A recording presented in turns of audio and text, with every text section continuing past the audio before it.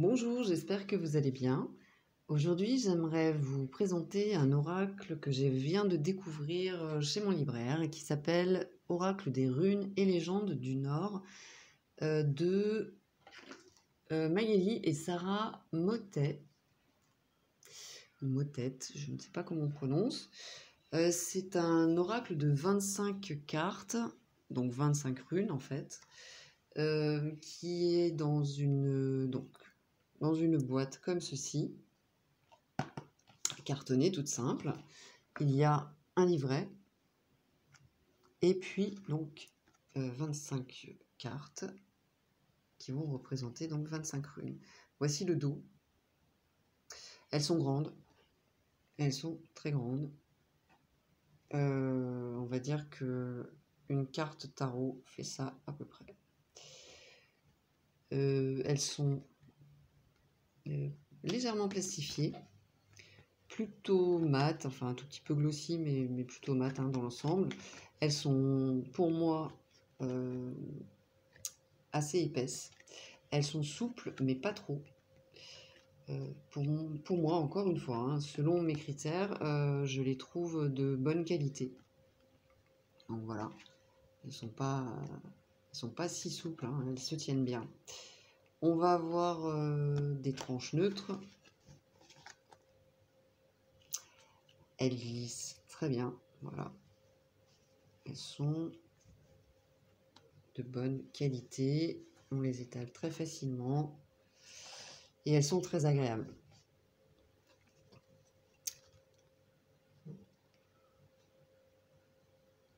Donc, on retrouve le nom de la rune, le symbole et puis l'illustration.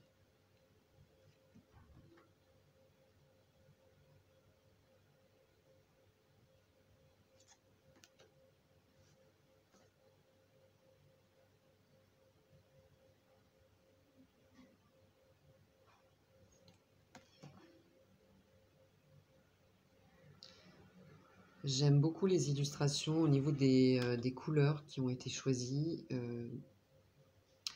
et des motifs aussi, enfin des images en elles-mêmes.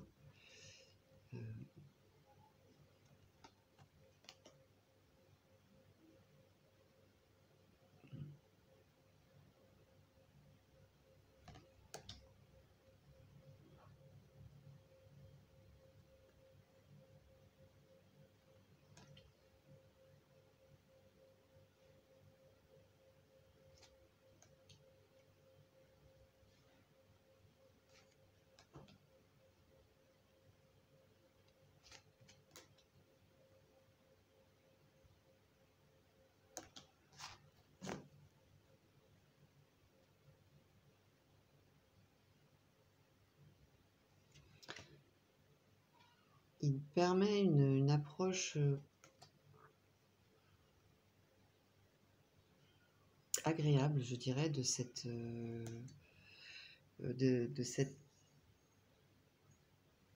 méthode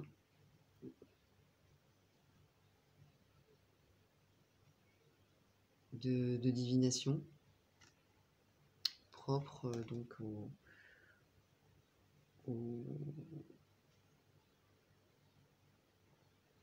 nordique.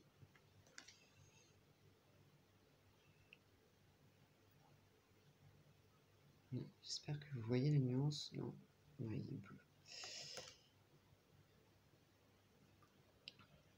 Avec toutes ces légendes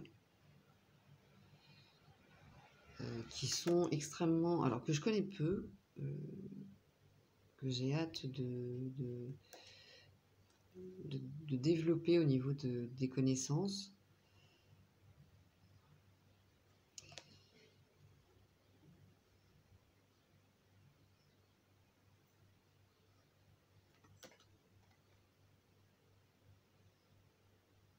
Et avec cet oracle, ça nous invite à nous plonger et à se familiariser de façon, je vais pas dire simple, parce qu'il est complet, du peu que j'en ai vu encore, parce que je n'ai pas beaucoup utilisé encore. Donc voilà en tout cas pour les illustrations qui sont très très belles. Vraiment. Enfin, en tout cas moi je les trouve très très belles. Et c'est grâce aux illustrations que je vais pouvoir me plonger vraiment dans l'étude de cette mythologie, en fait. En tout cas, pour moi, c'est important. Enfin, c'est pour moi, pour tout le monde, hein, j'imagine, quand on fait de la cartomancie, les illustrations sont primordiales au niveau du ressenti et puis pour développer l'intuition. Indépendamment évidemment de l'apprentissage de la symbolique ici donc des runes. Voici pour les cartes qui sont très très belles. Au niveau du livret, on va avoir un sommaire. Donc ce n'est pas dans l'ordre alphabétique, hein. Donc dans le sommaire, une introduction, les tirages runiques, la conclusion, les cartes, donc la signification des cartes, et puis une bibliographie. On va avoir donc une introduction donc, qui est quand même assez développée, avec le mythe du début de la fin des mondes, un souffle d'histoire, les 9 mondes, sur la piste des dieux du Nord. Donc c'est quand même assez fourni, enfin c'est pas assez, c'est fourni. Et du peu que j'en ai lu encore, c'est très agréable à lire. La magie du Nord, le souffle de chaque rune. Alors, explication du jeu, ça c'est important. Pour chaque rune, on va avoir donc, sa couleur, c'est-à-dire son totem ou l'élément auquel elle est liée. L'écho, la trace donc qu'elle laisse dans l'inconscient après avoir prononcé son nom, l'étape. Alors, je vais vous lire ça parce que c'est pas très agréable. Enfin, c'est pas très pratique pour moi, surtout de le lire. Donc l'étape, l'endroit où nous situe la rune dans notre vie et notre quête initiatique. La danse parle de mouvement, la force représente les atouts majeurs que la rune porte en elle. Le chuchotement, le message donc initiatique transmis par la rune. Le signe, c'est-à-dire la manière qui nous semble la plus convaincante de graver chacune des runes. Le poème, c'est-à-dire la part d'inconscient reliée à la rune. Et les reflets, la personnification mythologique ou totémique des forces de chaque rune. Donc on va retrouver ceci dans pour chaque rune. Les runes, leur naissance, le futark et l'ordre runique, et ensuite les tirages runiques. Donc il y a comment tirer les cartes runiques, alors avec tout un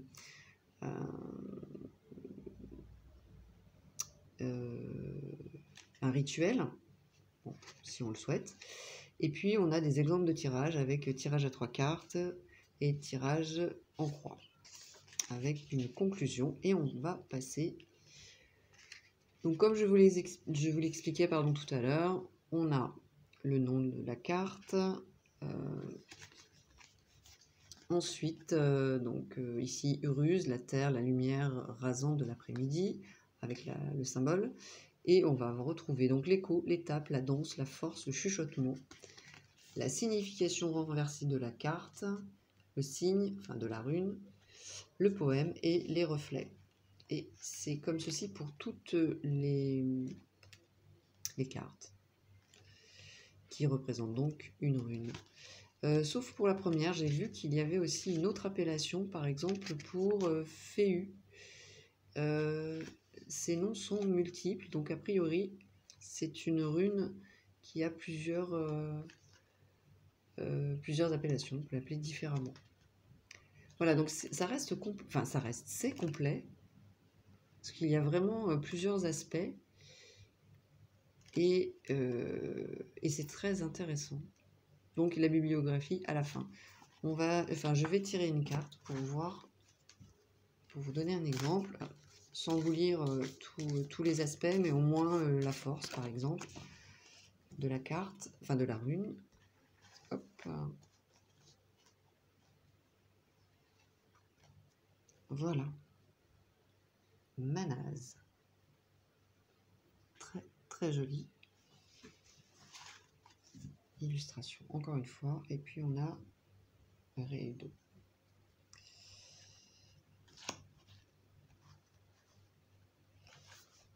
Alors, que nous dit Manaz?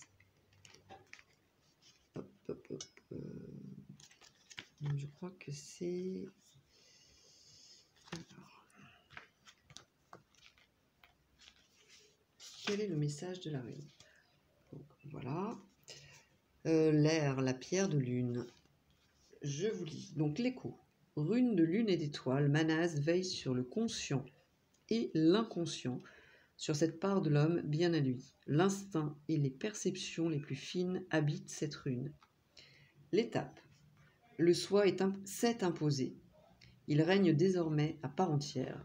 Les emprises extérieures se taisent. La prise de conscience de l'autre et de ses besoins se fait naturellement. Et la force, Manaz est la stabilité même. Elle est deux joies réunies, deux runes, Vunjo, face à face. L'humain et le divin s'affrontent en elle, dans l'attente et le bonheur d'atteindre le point d'équilibre. La danse, une danse au soir de lune rayonnante, de force intérieure. Manaz est solide, son mouvement calme et réfléchi. Les ailes que tu as dans le dos s'ouvrent au vent de la nuit. Bon. Et ensuite, on va continuer, chuchotement, le signe, donc renverser, le poème et les reflets. Pour ce que j'en comprends, le message de cette rune est donc l'harmonie. Voilà, le fruit de